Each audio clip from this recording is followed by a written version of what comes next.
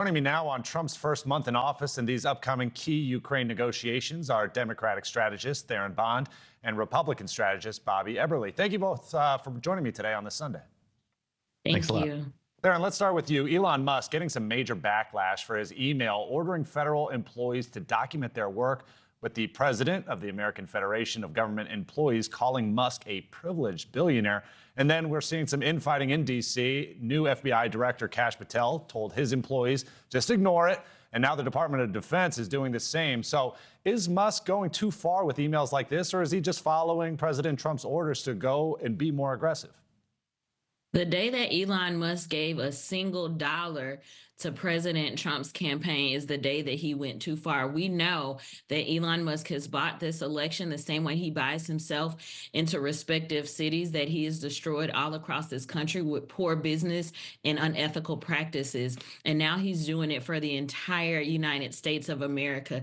And so I think it's going to be interesting to see where President Trump's hand falls in this, because he has two people that are very close to him now, that being Elon Musk and that being now Kash Patel. So who is he going to side with? Is he going to side with the person that helped buy his election, or is he going to side with the person who has created an enemies list and said he would help him find retribution for the political persecution that he says that he endured? So it'll be interesting to see who gets the upper hand in this matter. And I'm willing to bet that it's unfortunately going to continue to be Elon Musk, as we have seen in so many instances thus far. And we haven't even hit the 100-day mark yet. Hey, Bobby, do you agree with that assessment? And also, what are your thoughts about the fact that the FBI and the Department of Defense are some of the first administrations that are actually stepping up, undercutting what Musk is trying to do?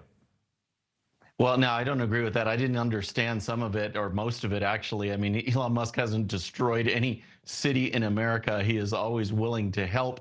And the election was won by a very large margin by President Trump, taking a strong message to the American people, and he's delivering on that message. I think, as you alluded to in your previous segment, I think the main thing to keep in mind is that Trump wants this aggressive behavior. Now, how Elon Musk executes it, there might be some room for tweaking, but Trump is, he is acting like he has 4 weeks instead of 4 years. He is really coming on strong to deliver each and every plank that he ran on. And one of those is looking for this fraud, waste, and abuse. And he's charged Elon Musk and his team with doing that. And he says, go full steam ahead. So if there's a little friction there, hey, that's human beings working together and interacting. And I think it'll all be worked out. But the real point is that he's going to deliver. And we're seeing it right now. All of these programs, all of this billions and billions of dollars being wasted. And some of it's going to go back to the American public where it should.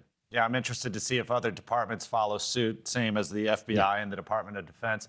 Bobby, let's keep it with you here. President Trump also had a lot of criticism of President Biden's removal of sanctions for Iran, claiming that's actually what helped lead to the Israel-Hamas war.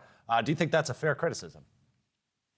Well, I think the whole way the Biden administration handled Iran was very, very shaky. I mean, the nuclear deal, there's a payoff that as soon as we paid these billions of dollars to Iran, all of a sudden they're funding more terrorist activities. I think President Trump is going to do a fabulous job in keeping that area tight, keeping Iran at bay, because when you keep Iran at bay, when you go after the head, all the arms and legs will follow. And that's what Hezbollah and Hamas and all of these other organizations, they rely on funding from Iran, and it is just unconscionable that in the Biden administration we had billions of dollars go to Iran that immediately went out on these terrorists, some of which attacked our own troops.